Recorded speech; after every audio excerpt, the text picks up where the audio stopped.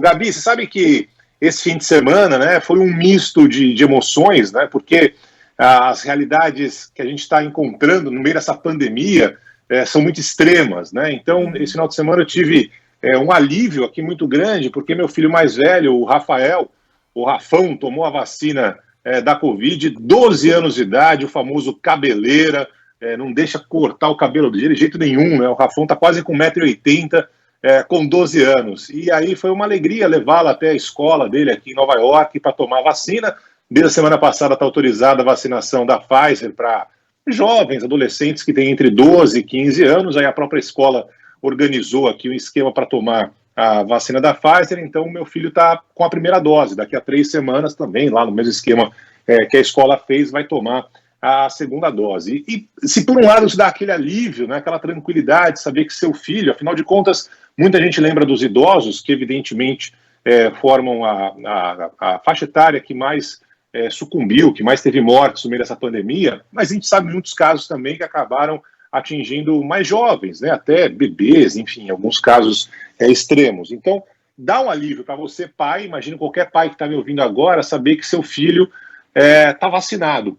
Aí, por outro lado, você liga para conversar com a sua mãe, né? E aí, mãe, como é que estão as coisas? Olha, aquele vizinho lá que não estava muito bem, infelizmente, morreu, né? Morreu da Covid. Aquele tio teu, primo, não sei o que, está internado, né? Aí você vacinou, olha, estou esperando para saber se vai ter a segunda dose da vacina, não sei bem e tal, enfim.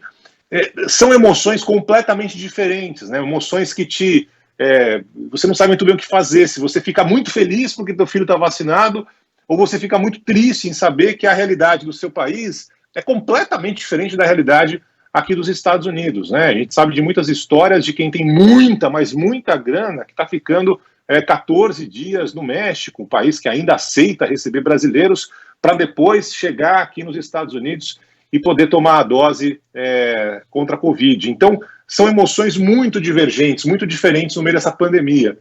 De qualquer forma, a gente torce para que essa realidade mude o mais rápido possível, que todo mundo no Brasil seja vacinado, não só quem tem mais de 60 anos, né, tem muita gente acima de 60 anos que não conseguiu tomar nem a primeira dose da vacina, mas todo mundo mesmo, né, quem tem 12 anos, que nem o Rafa, tem a dose à sua disposição, mas a gente sabe que a realidade não é tão rápida nesse sentido. Então, esse misto de emoção entre a alegria, o alívio, a saber que teu filho tomou uma dose, daqui a 3 semanas vai tomar a segunda, né? E à medida em que você sabe que a realidade brasileira ainda está muito distante dessa realidade aqui dos Estados Unidos.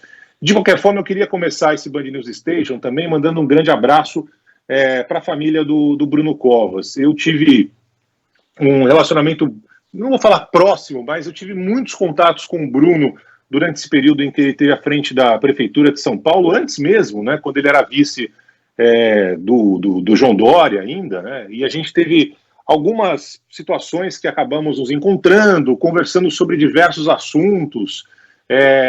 O Bruno sempre foi um cara muito aberto, né, e essa é uma realidade que a política brasileira, nos últimos anos em especial, não está vendo. A política brasileira está muito extrema, né, com pessoas querendo mais se matar do que discutir, do que ouvir o que o outro tem a dizer.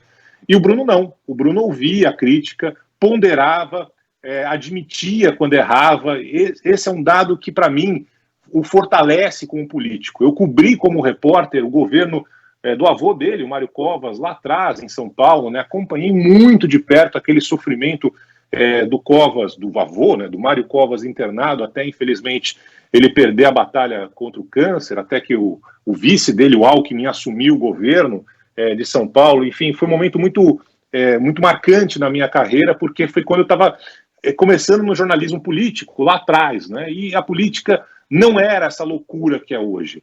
Eram políticos que debatiam, que trocavam ideias, que iam até quase o limite, mas não ultrapassavam esse limite, né? E esse legado que o Mário Covas deixou, o Bruno assumiu, né? O Bruno era um político ponderado, que aceitava a discussão, que ia para o debate, que trocava ideia, que nem sempre concordava, né? Mas ouvia o que o outro tinha para dizer.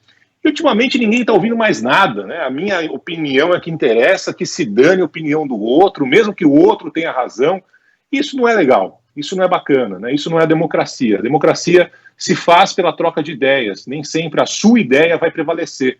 Mas é fundamental que todo mundo tenha essa capacidade de ouvir, e o Bruno tinha essa capacidade.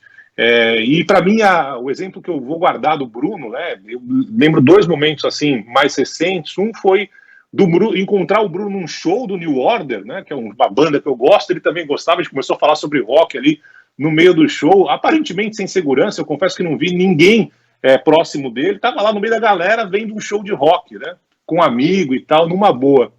E a segunda foi perguntando para o Bruno, né? Agora da eleição, eu falei, Bruno, você vai querer concorrer mesmo à prefeitura depois de todo esse enfrentamento que você está nessa batalha contra o câncer e tal? Ele falou, Barão, olha, os médicos dizem que não tem um problema, que eu posso continuar.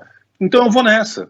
E ele ia nessa, né? Ele queria saber o que tinha que fazer naquele dia, o que era possível fazer naquele dia para enfrentar a doença. E assim foi até, infelizmente, ele perder a vida. Então eu exalto o legado, né, mais uma vez, da família Covas, seja lá atrás com o Mário, o avô dele, né, que era um político com P maiúsculo, né, um cara que ia para o embate, que ia para a discussão, independentemente do adversário, mas sabia ouvir. E esse é um detalhe que acho que as pessoas, os políticos em especial hoje em dia, não estão querendo ouvir.